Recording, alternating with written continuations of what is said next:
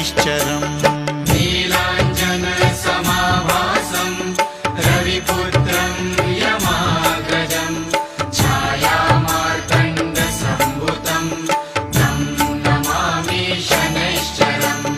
नीलाञ्जनसमाभासं रविपुत्रं यमाग्रजं छायामार्तण्डसम्भूतं तं नमामि शनैश्चरम्।